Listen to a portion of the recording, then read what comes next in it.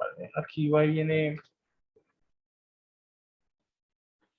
Listo, entonces tenemos en la yeyunostomía como los beneficios, las ventajas, dice, succiona el estómago mientras alimenta el yeyuno, se puede dar medicamentos y se puede convertir fácilmente a una gastrostomía. Disminuye el riesgo de aspiración, aunque bueno, eso todavía no está muy probado, por eso lo pone en signo de interrogación. Las desventajas. Aquí necesitamos ya una bomba de infusión. O sea, aquí sí vamos a necesitar esas maquinitas que ustedes han visto en los hospitales. Aquí sí se necesita. Y dice, el extremo yeyunal puede migrar y puede haber casos de isquemia intestinal. ¿Qué es isquemia?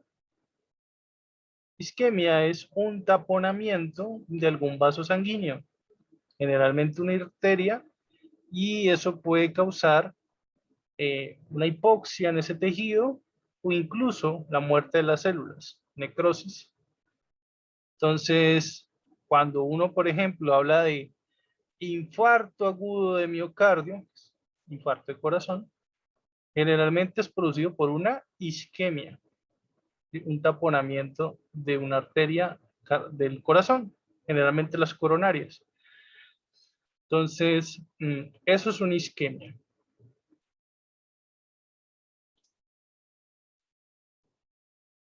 Aquí vemos los accesos enterales.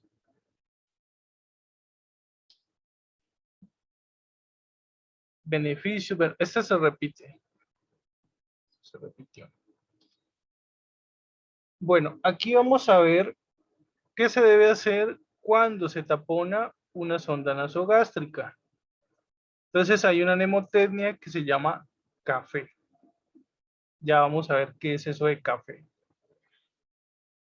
Dice, complicaciones de algunos accesos enterales. Básicamente son 5 complicaciones que pueden haber, sobre todo cuando se están manejando sondas. Entonces, una de ellas es que de pronto el paciente broncoaspire, es decir, el bolo alimenticio se vaya hacia los pulmones, hacia la vía respiratoria. Eso es broncoaspiración. Infecciones, sí, pueden haber, son raras, pero pueden haber, sobre todo en las gastrostomías y en las yeyunostomías pueden haber infecciones.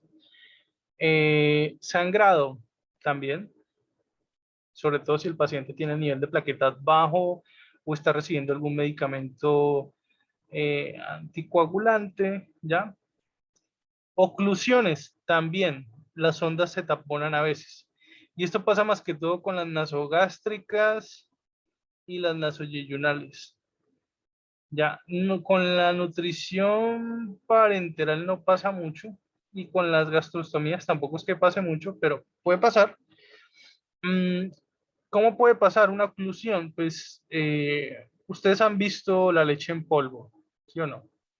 Muchas veces la leche en polvo hace grumitos en la superficie o a veces en el fondo, ¿sí? Entonces, la nutrición enteral a veces también hace grumitos, ¿ya? Entonces puede haber una oclusión por grumitos y pues ahí tocaría limpiar o irrigar con agua destilada esa sonda para empujar el grumo. Y la última complicación, un desplazamiento. Como vimos, las ondas se pueden mover. Sobre todo las nasogástricas son las que más desplazamiento tienen, ¿ya? Entonces, el paciente se le puede terminar devolviendo la sonda y terminar enrollada en la boca del paciente. Ahora sí, vamos a ver qué es eso de café. Es una mnemotecnia para uno aprenderse más fácil la acción que uno debe hacer cuando se taponan estas sondas.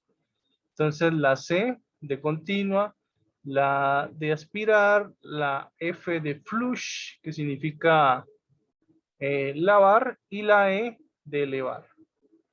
Entonces, continua, ¿a qué se refiere? Pues las sondas y el soporte nutricional muchas veces es continuo, ¿no?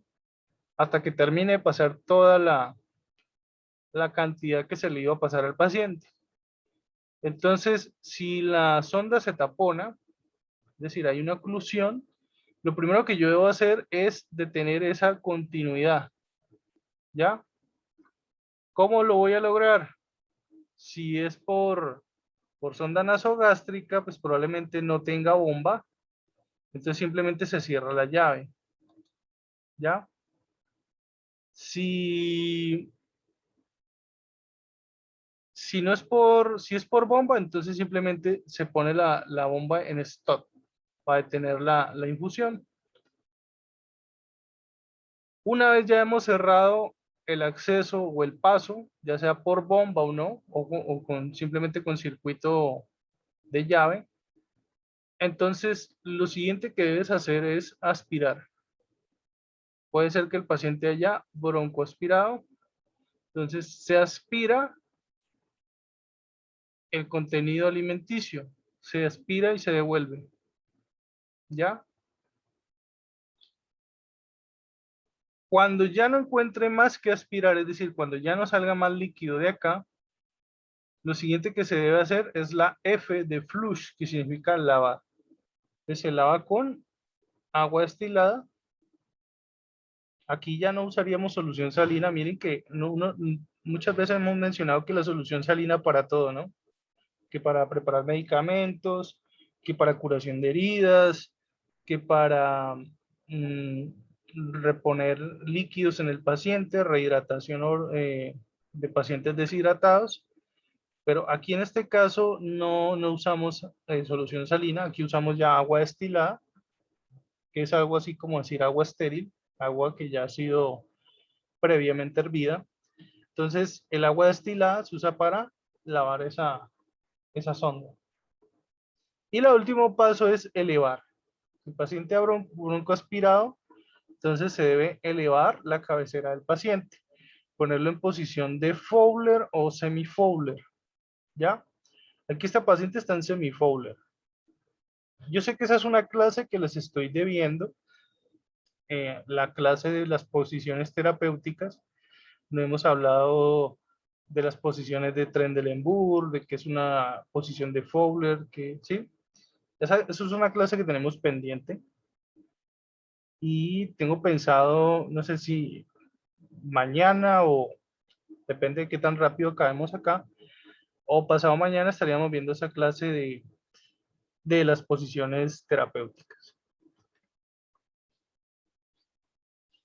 Bueno, y esto que nos muestra acá, a ver, ya son como los pasos que se deben seguir para yo estar seguro de si la sonda está bien puesta. Es decir, una enfermera viene, pone una sonda, pero tiene que cerciorarse de que la sonda esté bien puesta. ¿A qué me refiero con que la sonda esté bien puesta? Pues de que si es nasogástrica, pues que vaya al estómago. Porque casos han pasado, es raro, pero puede pasar de que la sonda se vaya por la tráquea. ¿Se acuerdan cuando yo les mostraba la imagen del sistema digestivo? La tráquea y el esófago están unidos por la laringofaringe, ¿ya? Entonces sí hay una conexión entre el esófago y la tráquea. Entonces puede ser que una sonda se me termine yendo para la tráquea. Y si yo le paso el bolo alimenticio sin estar seguro de que está bien puesta en el estómago, puedo terminar causándole una broncoaspiración al paciente, ¿ya? Entonces supongamos que le queda una tráquea, le abro yo y le conecto la nutrición enteral. ¿Para dónde se va a ir toda esa comida? Para los pulmones. Entonces, lo que aquí nos está mostrando es qué debo tener en cuenta para saber si una sonda está bien puesta. ¿Sí? Veámosla una por una. El primero, y yo diría el más importante, es aspirar. Entonces, ¿qué se hace? Cuando la sonda ya está colocada en el paciente, se conecta una jeringa de estas. Si no tenemos de estas jeringas así que tienen esta punta, entonces se puede usar una jeringa de 10 cc sin la aguja. Repito, sin la aguja. Porque la aguja me puede dañar la sonda. Entonces nunca se manipula agujas con sondas. ¿Ya? Entonces la jeringa con la aguja desenroscada se conecta a la sonda y empiezo a aspirar con fuerza.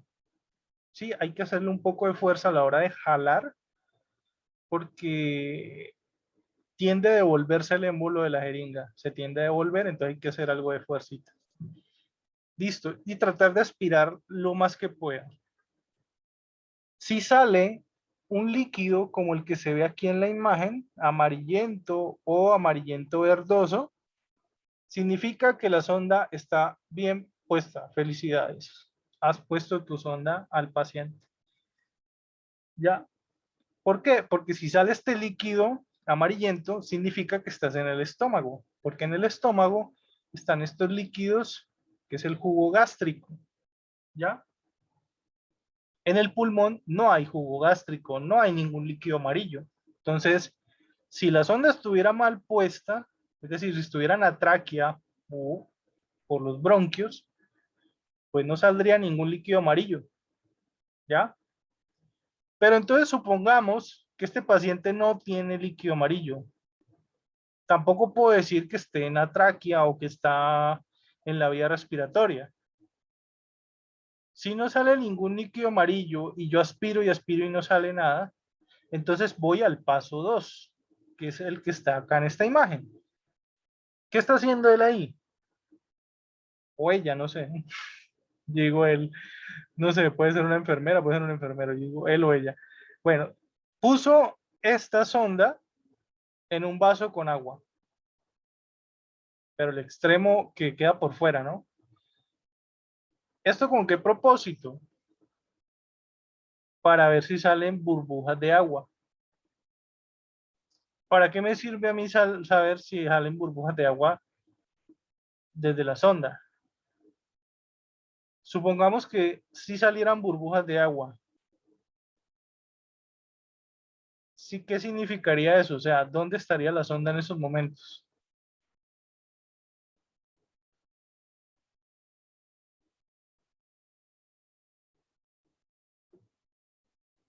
¿Qué se imaginan ustedes?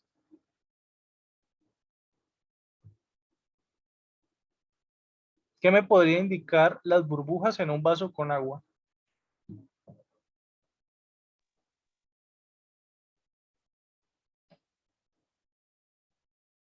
A ver si me escuchan, si el micrófono está activado. A ver, entonces, si salieran burbujas del vaso con agua, significaría que la sonda está mal puesta. ¿Por qué?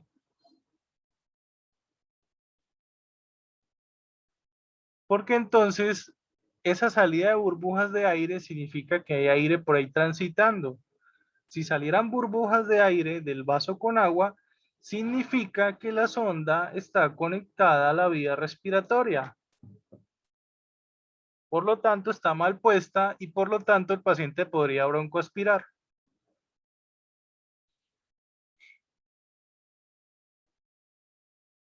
Entonces tendría que retirar esa sonda y volverla a colocar. ¿Ya? ¿Sí es clara esa parte? Ahora, supongamos que no pasó ni lo uno ni lo otro. Es decir, no pasó ni lo primero, que fue aspirar las secreciones gástricas y no me salió nada, pero tampoco salieron burbujas de aire. Entonces ahí me quedo con la duda, ¿cierto? ¿Está o no está? ¿Está en el esófago y el estómago o está en la tráquea? ¿Sí? ¿Está bien puesta o está mal puesta? Porque entonces eso también puede pasar y me quedaría yo con la duda de realmente dónde está la sonda. ¿Sí? Entonces pídale al paciente que abra la boca, no vaya a ser, no vaya a ser que tenga la sonda enrollada en la boca. Lo digo porque una vez me pasó, en mi época de estudiante me pasó. Y yo era contento de que la sonda pasaba rápido y sin ningún problema, y era que toda se le estaba enrollando dentro de la boca. Eso también puede pasar. Y más cuando uno apenas está aprendiendo.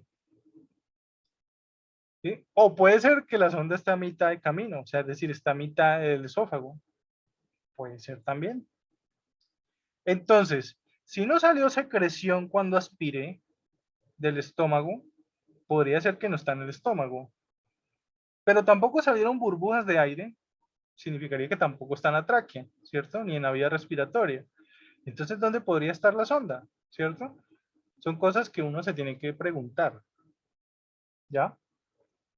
Entonces, si no salió líquido gástrico, no salió burbujas de aire, voy al paso 3. ¿Qué es el paso 3? Auscultar. Entonces, aquí voy a necesitar de un fonendoscopio. Miren que acá le puso la campana del fonendoscopio. Entonces, ¿qué es lo que está haciendo ella ahí? O él, no sé. Conecto la jeringa a la sonda y esta vez no voy a aspirar, sino que voy a hacer lo contrario. ¿Qué es lo contrario?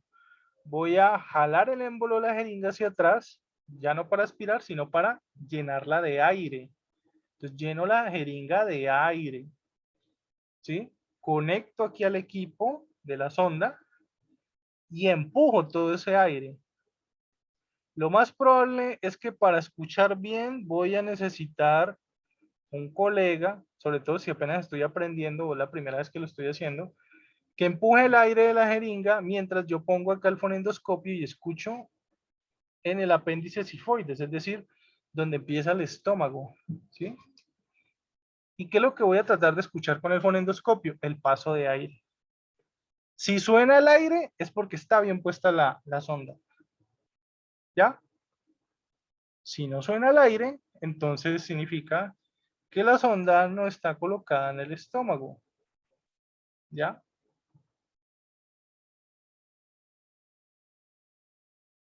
Hay una forma de hacerlo estando uno solo, ¿sí? Yo puedo hacer toda esa parte sin necesidad de pedirle ayuda a nadie. Pero si apenas están aprendiendo o la primera vez que están poniendo una sonda a un paciente real, pues puede que si pidan la ayuda a alguien que les ayude pasando el aire y ustedes escuchan, ¿ya? E igualmente intercambian puestos, después de que después al revés, que usted pase el aire y la otra persona escuche y que los dos comparen resultados. Tú le preguntas qué escuchó él y tú le dices qué escuchaste tú. ¿Sí? Si se escuchó o no se escuchó el paso del aire al estómago. ¿Ya? Eh, pero bueno, hay una cuarta opción cuando todavía queda la duda de si la sonda está bien o está mal puesta. ¿Ya?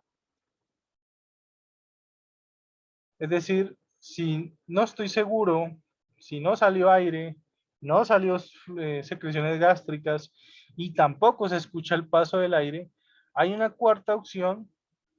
Generalmente no se usa para las ondas nasogástricas, pero sí para las ondas nasoyeyunales. Y la cuarta opción es la que ustedes ven acá de fondo, es decir, unos rayos X. ¿Cómo sale la sonda en los rayos X? Pues mírenla acá. A ver, trato de ampliar esta imagen. Herramientas.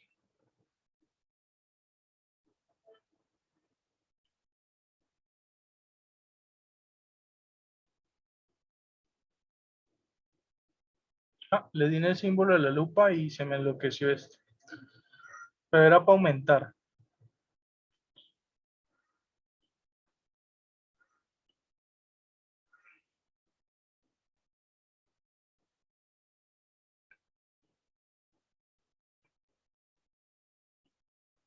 Bueno, a ver, subamos. Aquí. Entonces, miren que la sonda viene así y miren esta curva aquí, como una oreja. ¿Sí? Esa curvatura que está aquí, esa es la curvatura del duodeno. Entonces, eso ya me indica algo positivo, ¿sí? De hecho, aquí en la letra en inglés dice algo sobre el duodeno. Entonces, esa curvatura me indica algo bueno. O sea, por lo menos paso ya por el duodeno. Y miren acá esta cosa que se ve bien brillante. Esa sería la punta metálica, la punta de tu seno, ¿sí? Que es la que va ya al yeyuno. Entonces significa que esta sonda está bien puesta. Si la sonda se hubiera ido hacia la tráquea o hacia la vía respiratoria, esa punta no estaría aquí. ¿Ya? Esa punta no estaría aquí, estaría por acá arriba. ¿Ya? Entonces, esas son todas las formas que yo tengo para saber cuando una sonda está bien puesta y cuando no. ¿Ya? Aquí ese modo lectura. Modo ampliación, reducción. Listo. Vamos a ver.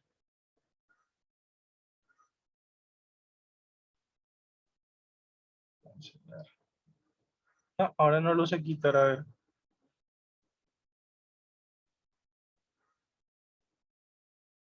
Bendito sea Dios.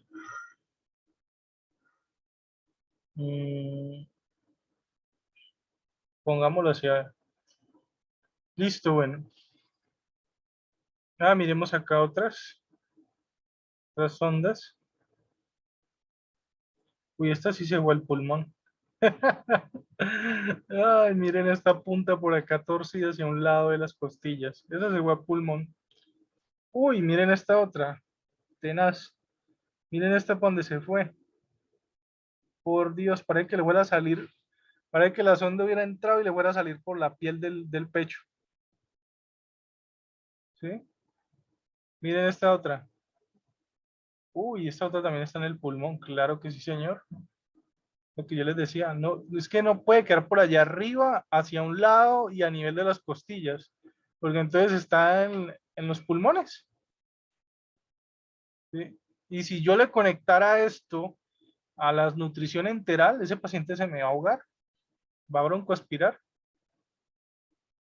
Bueno, complicaciones graves de los accesos enterales: obstrucción intestinal, perforación, infarto intestinal, diarrea y constipación, distensión abdominal, náuseas y vómitos.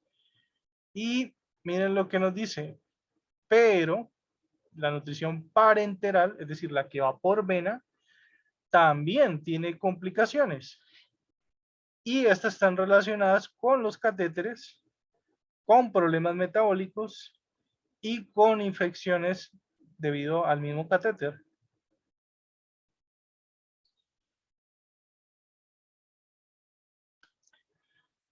Entonces dice, hay que hacer valoración nutricional, calcular el requerimiento calórico, bueno, eso lo hacen los médicos, pero de esa parte del cálculo calórico sí me interesa mencionarles una o dos cositas.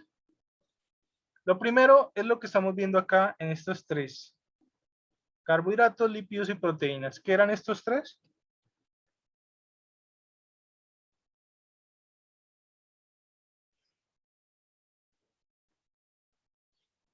¿Qué eran esos tres? Si dijeron micronutrientes, pues se equivocaron. Son macronutrientes. ¿Ya? Los micronutrientes son las vitaminas y los minerales. Entonces, los macronutrientes son los carbohidratos, las grasas y las proteínas. ¿Sí? Esta clase la di yo a un grupo presencial también.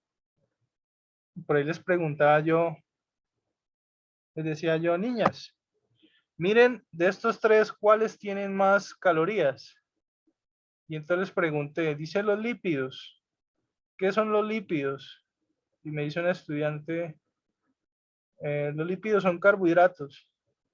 Yo no, ¿cómo me vas a decir que un carbohidrato si lo tenés aquí arriba, carbohidratos aparte? Entonces, yo siempre les he dicho, los macronutrientes son 3. Los carbohidratos, las grasas y las proteínas. Los carbohidratos se degradan en glucosa, las grasas se degradan en lípidos y ácidos grasos, y las proteínas se degradan en aminoácidos.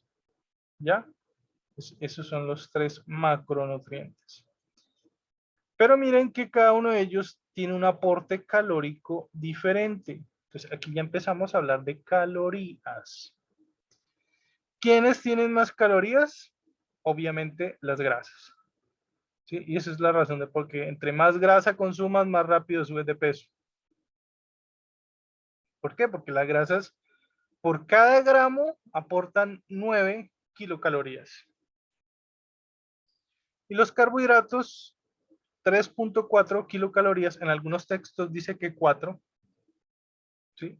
Dice 4 kilocalorías por gramo, por cada gramo que consumas de ese alimento. Bueno, ¿qué más les digo? Aquí la destroza.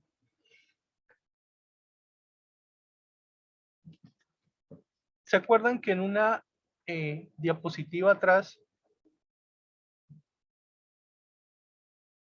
decía que antes de iniciarle la nutrición parenteral se debía poner destroza al 10%? Pues miremos acá. Dice mínimo a una persona como mínimo. O sea, no estamos hablando de máximos. La cantidad más pequeña que se le puede dar a una persona de carbohidratos al día está entre 100 y 150 gramos de carbohidratos al día. Ya, el mínimo, no estamos hablando de máximos.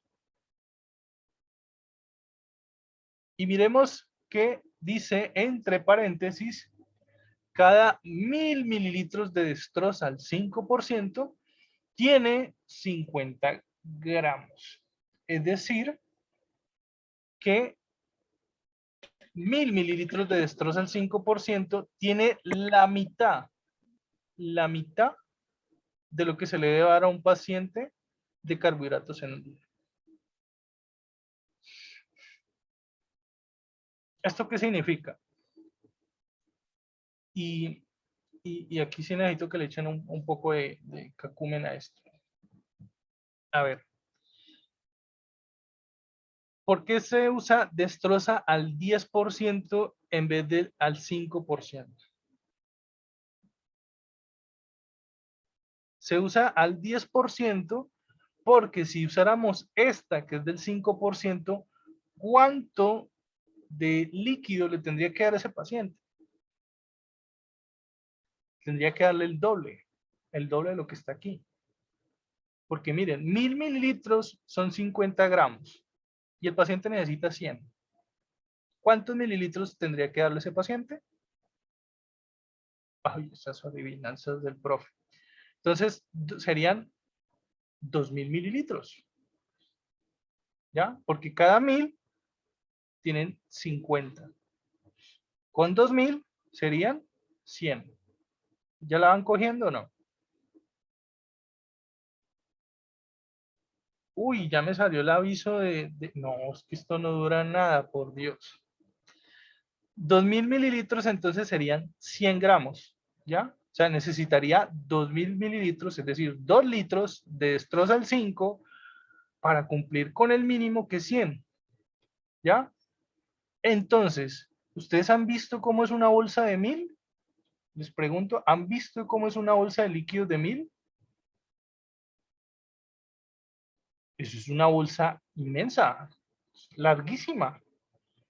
Las bolsas que ustedes normalmente ven colgando en los hospitales, ¿sí? Esas bolsas para reponer líquidos, para pasar suero, solución salina, para pasar medicamentos, esas bolsas que ustedes generalmente ven colgándoles en los atriles a los pacientes son de 500, no son de 1000, son de 500, es decir, medio litro. Una bolsa de 1000 serían 2 de esas, 2 bolsas de 500. Ahora imagínense si fueran 2000, porque estamos diciendo que necesitaría 2000 para suplir como lo mínimo que 100. ¿Ya la van cogiendo? Entonces, si son 2000, ya no serían o 2 bolsas de 1000 o 4 bolsas de 500. Entonces, imagínate ponerle 4 bolsas de 500 a ese paciente en un día, todos los días. ¿Qué le va a pasar a ese paciente? Lo estaría inundando de líquidos. Lo estaría inundando de líquidos y solo para ponerle 100 gramos de carbohidratos. Entonces, es un paciente que va a terminar con un edema impresionante. Y esa es la razón de por qué se usa Destrosal 10 y no Destrosal 5. Porque con Destrosal 10% yo necesitaría la mitad. Es decir, ya no necesitaría 2000 mililitros, sino la mitad, que sería 1000. O sea, con 2 bolsas de Destrosal 10%, le estaría dando a ese paciente 100 gramos de carbohidratos.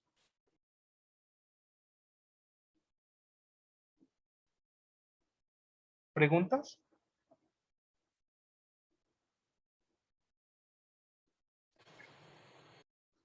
¿Sí la cogieron?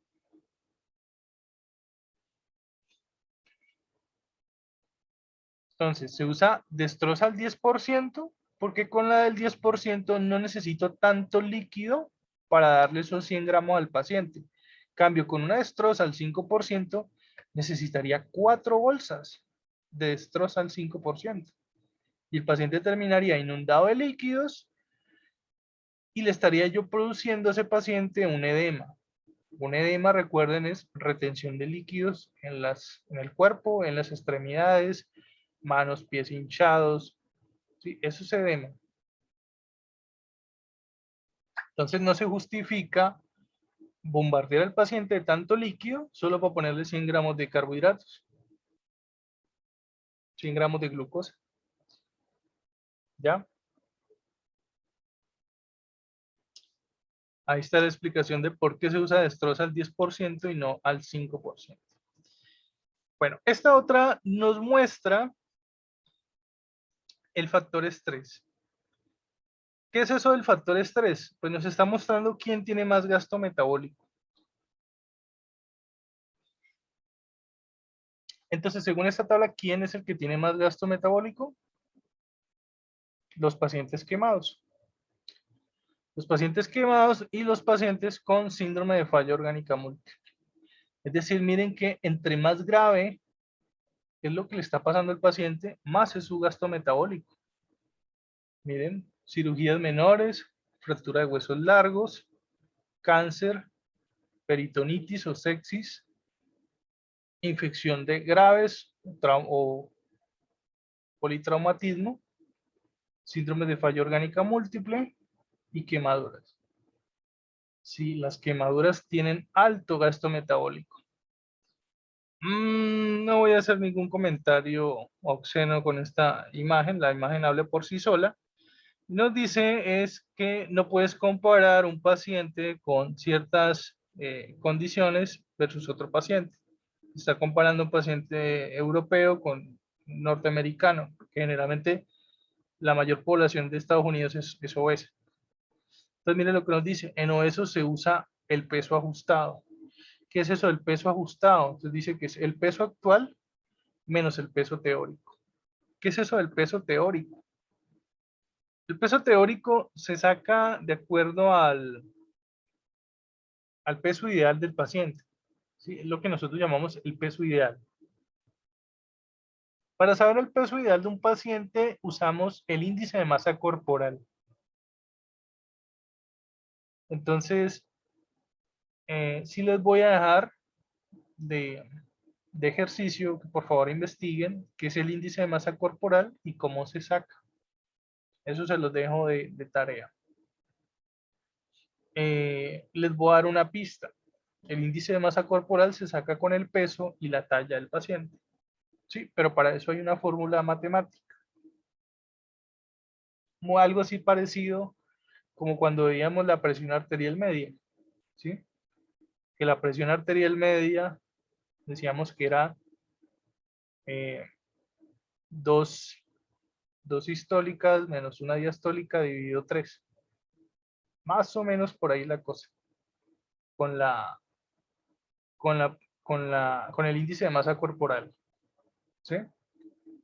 Entonces les voy a dejar de tarea que por favor investiguen cómo se saca el índice de masa corporal, qué es, para qué sirve. ¿Ya? Entonces hay unos índices que, por ejemplo, me muestran cuál es mi peso ideal. Y, por ejemplo, creo que después de 20 ya es sobrepeso, después de 25 es obesidad y después de 30 le llaman la obesidad mórbida. ¿Ya? Entonces, el peso ideal tuyo, peso ideal de una persona, es por debajo de 20 y creo que mayor de 16, no recuerdo muy bien. Mayor de 16 y menos de 20. Más o menos ahí está tu rango de peso ideal. Me corroboran, por favor, pues mañana comparamos resultados, ¿vale? Bueno, y acá esta tablita nos está mostrando nuevamente. Esta es otra fórmula. Y miren que al final llegamos a la misma conclusión, que el paciente que más tiene gasto calórico es el paciente quemado. Llegamos a la misma conclusión. Pacientes con quemaduras tienen mayor gasto por caloría. Para los requerimientos proteicos. Ojo que aquí estamos hablando de nutrición parenteral, ¿no? Miren que, ¿quién es el que tiene menor aporte de proteínas? Sí, señor, el paciente con falla renal sin diálisis. Y miren que el paciente con falla renal con diálisis igual pide más aporte de proteínas, casi que el de una persona sana. ¿Por qué esa diferencia si es la misma enfermedad? ¿Qué creen ustedes? Hay una diferencia entre si ha iniciado diálisis o todavía no ha iniciado diálisis. Entonces, ¿quién es el que está recibiendo menos aporte proteico? ¿A quién se le debe dar menos proteínas? Al que todavía no ha iniciado diálisis. ¿Por qué? Porque es que el que ya empezó diálisis ya no tiene riñones, ya no son funcionales. Entonces, ¿quién es el que le está haciendo la filtración y la limpieza de la sangre? Una máquina, ¿ya? Entonces, desde que ese paciente se le puede hacer diálisis, no hay ningún problema con las proteínas, no hay ninguna restricción de la parte de las proteínas.